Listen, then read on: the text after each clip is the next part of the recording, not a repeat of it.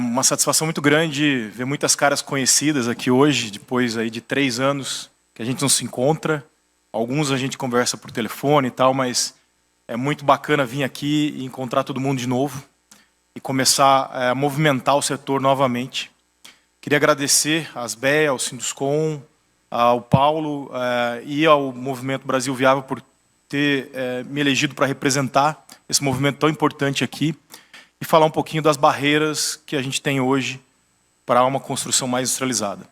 E o título do seminário de hoje, né, para mim é uma coisa muito natural, porque há 12 anos eu acordo todo dia de manhã e eu penso como que eu vou industrializar o setor da construção civil residencial. E é o desafio com que eu acordo todo dia, há 12 anos, e concluo meu dia pensando o que eu consegui fazer hoje. Então, vim para um evento como esse, onde tem muito mais gente me ajudando e nos ajudando a ir para esse caminho, é uma satisfação muito grande. Então, vamos falar um pouquinho de por que a gente não chegou lá ainda, ou por que a gente está tendo tanta dificuldade de chegar onde a gente precisa. Bom, então eu vou falar hoje de um movimento que é o Movimento Brasil Viável, um movimento que a gente tem trabalhado bastante intensamente nos últimos meses para movimentar a construção civil nessa direção de uma construção mais industrializada. É um movimento suportado pelo C3, pelo Enredes do CTE. E aí a gente nos pergunta, né, por que desse movimento? Então, o que a gente quer? Hoje, como o Paulo citou, a construção civil é um setor extremamente relevante dentro da nossa sociedade. Tem um impacto social, um impacto habitacional, saúde e todos os temas que o Paulo colocou muito bem na apresentação dele. E a gente está num momento muito difícil, onde a construção civil tem um papel importante, tem um papel de gerar renda, gerar emprego e movimentar esse país para um outro patamar. Então a construção civil, como o Paulo falou, vem fazendo o movimento contrário, vem com o freio de mão puxado, enquanto outros setores estão pisando no acelerador. E é isso que a gente quer mudar. E como que a gente vai mudar? É através da inovação, através de trabalhos de tecnologia e produtividade. Então o que vem acontecendo no Brasil, e aí eu vou tentar trazer sempre um pouco dessas barreiras para a realidade, né, de quem compra uma casa ou quem precisa de uma residência. Então a gente viu queda de produtividade, menos 4%, depois menos 6%. Na prática, o que significa isso? Né? Seu Zezinho, eu posso fazer piada com o Zé, porque eu também sou Zé, então, seu Zezinho que vai lá comprar sua casa, chega no banco ou lá na construtora, fala, pô, como é que eu faço? Ah, o senhor tem que ter essa renda, o senhor tem que ter aqui um pagamento inicial e tal, e ele fala, pô, bacana. Aí ele vai lá, trabalha 2, 3 anos, tem lá, faz a poupancinha dele, tem lá aquele dinheiro lá que era a entrada da casa, conseguiu ter uma promoção lá no trabalho dele, para ter uma renda que ele precisava, aí ele vai lá bater de novo na porta da construtora.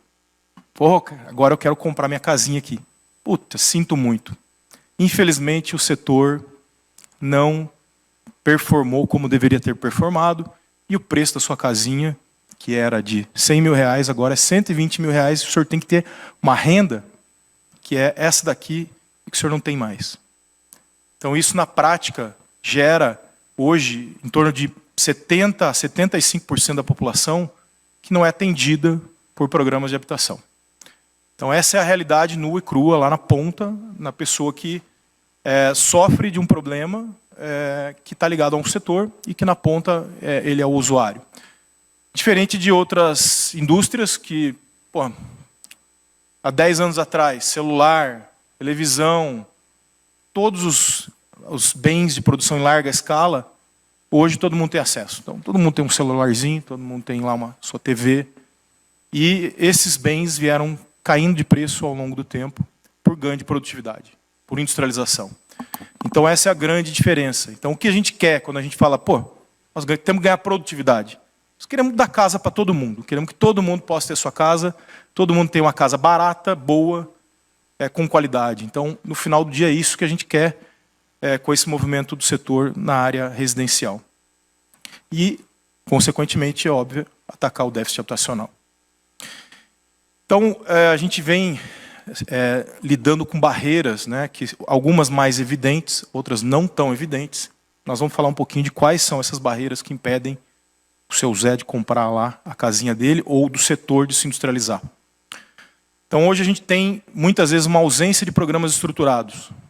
Então, a gente teve na história brasileira, nos últimos anos, né, na última década, iniciativas muito boas. Por exemplo, não na área residencial, mas na área... A gente teve uma iniciativa do FNDE de creches, programa muito bacana, pensado para construção modular e tal. Pô, as empresas apostaram, o governo apostou, dos dois lados tiveram problemas. Empresas que apostaram tudo e quebraram, ficaram pelo caminho. Prefeituras que foram lá, apostaram tudo numa determinada empresa e ficaram na mão. Então, essa incerteza dos programas, ela é uma coisa que prejudica muito investimentos em larga escala. Se eu vou montar uma fábrica, eu vou investir 100 milhões para produzir uma creche em larga escala, eu preciso ter confiança de que esse programa vai perdurar e que ele não vai terminar 4 anos quando muda o governo ou por algum governante acordou e teve uma ideia diferente. Então, isso é muito importante. Tem casos emblemáticos, né? Às vezes a gente fala, mas nós temos um grande programa de habitação. Eu acho que isso é um grande trunfo. A gente realmente tem um grande programa de habitação que vem, ao longo dos anos, sofrendo relativamente poucas mudanças. Então, acho que isso é um grande trunfo. E a gente tem a norma de desempenho, que nos trouxe uma estabilidade do ponto de vista de que a regra está muito mais baseada em performance, em desempenho. Mas esse pano de fundo, quando ele vai para a prática, nós vamos falar um pouquinho de outras barreiras, ele bate em outras barreiras. Mas a importância de um programa estruturado, assim, a gente tem um caso emblemático, né? Muita gente diz que é verdade, outros dizem que não. Num determinado ano, o presidente da República entrou numa casa do programa, né, habitacional daquele governo e olhou e falou, peraí, essa casa só tem uma porta. Não, mas a regra do programa permite, é só uma porta mesmo. Ah, não, peraí. O pessoal merece uma casa com 2 portas, tem que ter uma porta de entrada, uma porta para sair para trás e tal, e tal. E aí, beleza, mudou-se a regra do jogo, todas as casas têm que ter 2 portas. Você vai ver hoje, pode pesquisar em qualquer norma de programa habitacional, norma de desempenho, não existe essa regra de ter que ter 2 portas. Agora tenta financiar uma casa que não tenha 2 portas. Não consegue. Aí o seu Zezinho que vai lá, de novo, passou mais 2 anos, ele vai lá e fala, cara, agora eu consegui, meu emprego melhorou. Eu cheguei aqui, tô com a renda, tô com o dinheiro que você me falou e tal. Aí o cara da consultora, o gerente do banco, fala para ele, seu Zezinho, sabe o que é? A casa agora tem que ter 2 portas. Então ela ficou 5% mais cara, o senhor não tem renda ainda. Mas eu nem preciso de 2 portas. Uma para mim tá bom, eu nem tenho porta na minha casa. Não, sinto muito. Então, essa estabilidade para uma indústria, você implementa uma fábrica em larga escala, você põe as suas máquinas, faz todo o processo produtivo, estabiliza esse processo, aprende com ele, gira, tudo para ganhar eficiência. Uma mudança dessa, por mais simples que seja no programa, desestabiliza todo o teu processo produtivo, desbalanceia todo o teu processo, você tem que repensar como que ele é feito. Por exemplo, uma mudança de pé direito, terrível. Para a indústria, tem que se ajustar. Então, dependendo do sistema construtivo, é terrível. Então, uma estabilidade de um programa estruturado, previsível, para industrialização é essencial. Para grandes investimentos em larga escala, é essencial. Aí a gente tem a questão tributária. Precisamos de uma isonomia tributária. Como que é a questão tributária na prática? Construção industrializada, paga ISS, PIS/COFINS e tributação sobre o lucro. Então, chega lá no final, quanto que dá isso? 14%, 15% de tributação. Aí o construtor que está lá empilhando seu tijolinho, tranquilo, tal, se enquadra no RET, que incorpora também, tal, 4%. 10% de diferença. É igual você correr uma corrida de 100 metros, está todo mundo lá na largada, daí o juiz chega lá e fala, não, vocês aqui, vocês têm que largar 10 metros para trás. É assim que a gente hoje se sente na construção industrializada, em relação à tributação. Questão jurídica, segurança jurídica, burocracia, licenciamentos. Hoje, se burocracia na construção é 12%, na construção industrializada é muito mais. Porque a quantidade de papel que eu preciso preencher é muito maior do que o cara que está lá empilhando o seu tijolinho. Então eu preciso dar garantia disso, garantia daquilo. Tem que dar 10 anos de garantia, enquanto o cara dá 5. Eu tenho que assinar tudo quanto é documento, porque todo mundo, pô, peraí. Né, o Paulo mostrou um prédio de madeira, pô, 18 pavamentos. Oh, imagina a burocracia que não tem para botar de pé um prédio de madeira de 18 pavimentos no Brasil. Né? Então, é um grande desafio essa questão. E um ponto extremamente importante, código de obra. Você vai numa cidade lá do Rio Grande do Sul. Chega lá e fala, pô, vamos construir aqui. Tal. Tudo, né? Qualquer semelhança, mera coincidência. Não, aqui é o seguinte, tem que construir com 2,70 pé direito, 40 centímetros de parede entre unidades. Mas o que tem dentro da parede não importa, tem que ser 40 centímetros. Aí fala, caramba. Aí você vai na outra cidade, fala, não, aqui é tranquilo, pode até ser uma parede só, pode ser 2,50. Daí você fica pensando, pô, caramba, quem que mora? Acho que lá naquela cidade moram os vikings, né? Os caras fazem aqueles banquetes, pá, quebra tudo. E na outra, pô, sei lá, acho que são os esquimós, o cara mais calminho ali e tal. E é uma realidade, quando você leva para outras indústrias, ela não existe. É mesmo que você pegar a indústria automobilística, e aí o seu Zezinho, que mora lá no interior do estado, cidadezinha pequena, estrada de barro, aí o prefeito da cidade acorda de manhã, porra, enfia o pé no barro lá, fica bravo, tá, pô, encalhou o carro, fala, não, é o seguinte, vou pôr uma regra aqui, só vende carro aqui na minha cidade 4x4. Daí o seu Zezinho vai lá que ia comprar a belina dele lá, trocar por uma zero e tal. Não, senhor, não pode. Aqui na cidade só vende Hilux 4x4. Não, mas não preciso. Não, meu fusquinha ou minha belina lá vai bem no barro. Não. Aqui... Então, essas coisas são barreiras enormes para uma construção industrializada. E para uma indústria, mudar um pé direito, se adaptar para cada regionalidade, mudar o seu sistema construtivo, é igual pedir para uma indústria automobilística botar um carro, às vezes, com um banco a mais nessa cidade, uma roda a mais na outra, uma distância entre eixos um pouco maior naquela cidade ali, porque o pessoal acha que, sei lá, tem que ter um quebra-mola um pouco maior. Então, essas são grandes barreiras. E, é claro, o crédito imobiliário. Né? Então, hoje, existem opções de financiamento, mas elas não são simples e são muito limitadas. Então, é uma coisa que a gente precisa avançar muito. Bom, programas de fomento, uma barreira grande também. Inovar na construção civil requer muito capital. Então, vocês viram um nível de investimentos. Você botar uma fábrica de pé, botar um processo industrial em larga escala. Né? E a palavra larga escala, que né, o pessoal aqui, né, secretários, comentaram, é a palavra que a construção industrializada mais gosta de ouvir. Larga escala, larga escala. Né? Mas isso requer investimento. Para investimento, você precisa ter todas essas barreiras vencidas e essa confiança e fomento, extremamente importante. E, é claro, a comunidade, os estudantes, as universidades precisam conhecer as tecnologias. A gente precisa ter pessoas formadas com know-how para isso. E reformas estruturais, administrativa, política, são a base para isso tudo acontecer. E aí, falando um pouco mais do Movimento Brasil Viável, né, do porquê dele, a gente tem o suporte hoje do C3, do CTE, para movimentar e trabalhar especificamente para essas barreiras, com movimento com começo, meio e fim, e com trabalho focado no aumento da construção industrializada no Brasil, e atacar esses gargalos e atacar essas barreiras. E aí a gente teve um evento de lançamento, que foi quase um pouco mais de um ano atrás, com grandes nomes aí do setor acadêmico, especialistas na parte tributária, jurídica. E aí eu vou passar um videozinho para ouvir um pouco o que esse pessoal tem a dizer.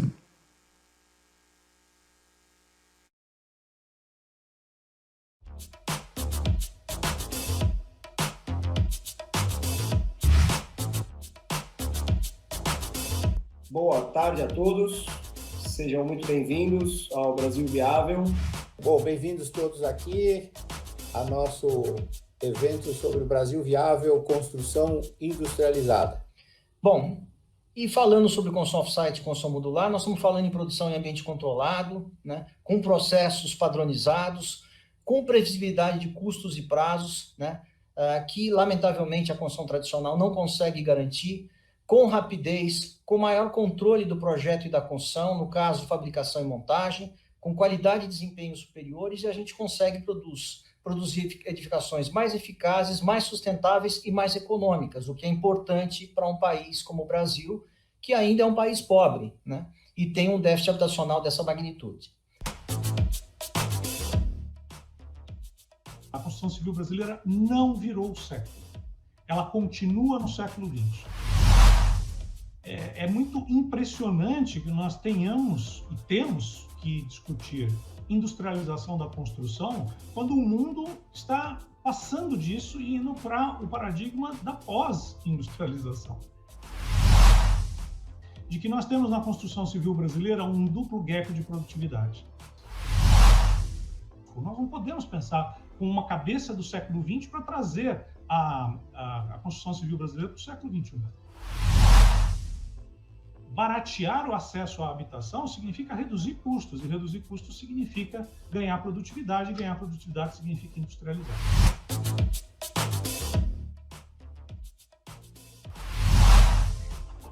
O Estado só pode fazer aquilo que é permitido. A criatividade do Poder Judiciário traz, em grandes linhas, um aumento do custo. O custo da burocracia no Brasil aumenta em 12% o custo de um imóvel. Portanto, nós temos no Brasil, desse meu Deus, um cipoal, como aqui foi dito, né? Uma grande floresta a ser avaliada por cada empreendedor quando esse desejar aqui empreender neste Brasil de meu Deus.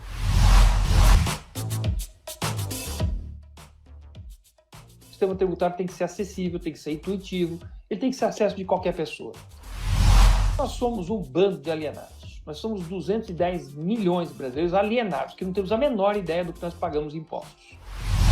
E tudo, a nota fiscal brasileira hoje é uma verdadeira árvore de Natal. O que tem de carga tributária num tijolo, num bloco, num vergalhão. E ninguém em sã consciência sabe. O potencial que tem a reforma tributária para transformar o setor da construção civil brasileira é absurdo. Equidade é uma característica que também tem que ser corrigida na próxima reforma tributária. Porque tem muita gente que não paga nada, tem gente que paga muito pouco, tem gente que paga demais.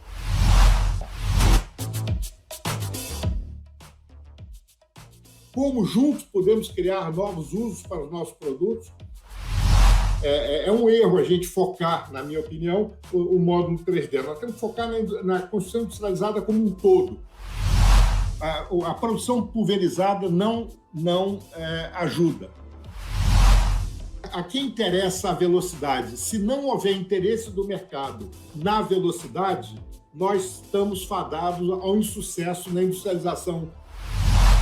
O custo dessa industrialização tem que ser menor. Quer dizer, o componente, o prédio, né, o produto imobiliário tem que ter um custo mais baixo. Mas, a partir de agora, nós temos que focar na normalização e, fundamentalmente, normalização de desempenho. Não devemos inventar roda, né? Nós devemos partir de onde outros países chegaram. A universidade não é apenas local de ensino. Eu, pessoalmente, no fim da década de 70, eu tive aulas de construção modular. Não adianta ensinar para o aluno uma coisa hoje que daqui a 5 anos ele já não vai ter. Nós estamos no século XXI com construção civil pré-Segunda Guerra Mundial. Quero um problema, eu quero uma solução. E é isso que nós temos que oferecer. A cooperação entre as áreas é fundamental. A cooperação entre as empresas é fundamental. Não ter medo, porque a inovação cria uma certa insegurança.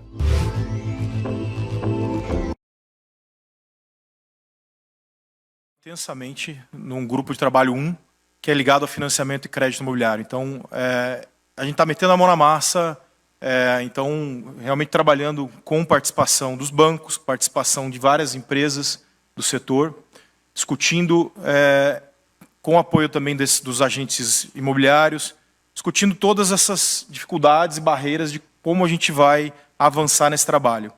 E aí, o que a gente avançou até agora? Né? A gente discutiu que, para se criar um ambiente propício para o financiamento imobiliário de construção industrializada, é necessário se criar um CUB-I, que é um CUB da construção industrializada. Por quê? A construção industrializada é uma construção que é mais previsível, tem menos risco, tem prazos menores. Então, nada mais justo do que ela também tenha taxas melhores de financiamentos e, consequentemente, possa seguir outros índices. O senhor citou a questão da velocidade. Hoje você chega para um construtor ou um incorporador e fala, olha, eu vou conseguir entregar a tua obra 3 vezes mais rápido. Eu falo, pô, não dá certo isso, porque eu vou ter o meu pró-soluto, que eu tenho que dividir aqui no tempo de obra. Se eu dividir em menos tempo, o cara vai ficar com uma parcela muito alta. Então, hoje, os mecanismos de financiamento, eles não estão adequados para capturar essa velocidade de obra tão rápida. Precisa ser repensado todo esse mecanismo de financiamento. Então, o grupo está trabalhando intensamente. A gente já teve a recomendação do Sinduscom de criar o CUB-I. Contratamos aí um estatístico para trabalhar todo o pacote estatístico que isso significa. Então, definimos alguns padrões, uma receitinha de bolo, e estamos trabalhando bastante. E os próximos passos são ativar outros grupos de trabalho, dentro das barreiras que a gente citou, implementar também programas de capacitação, divulgar mais as tecnologias, os benefícios dessa construção e aumentar essa base de apoio, trazer mais empresas, mais entidades. E também avaliar mais formas de como integrar e articular todo o segmento para essa construção industrializada. E aí, finalmente, eu queria agradecer a todas as entidades que estão apoiando esse movimento. São inúmeras entidades representativas, então é um movimento com bastante corpo. E agradecer também as empresas que estão aqui, que são heróis, batalhadores, guerreiros, que todo dia estão enfrentando todas essas barreiras para conseguir sair do outro lado uma solução para o mercado. Então, queria também uma salva de palmas para esses empresários, essas empresas que estão suportando todo esse trabalho aí. Muito bom.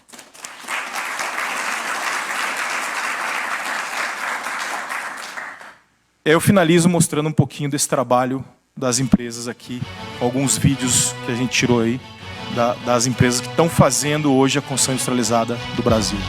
Algumas delas.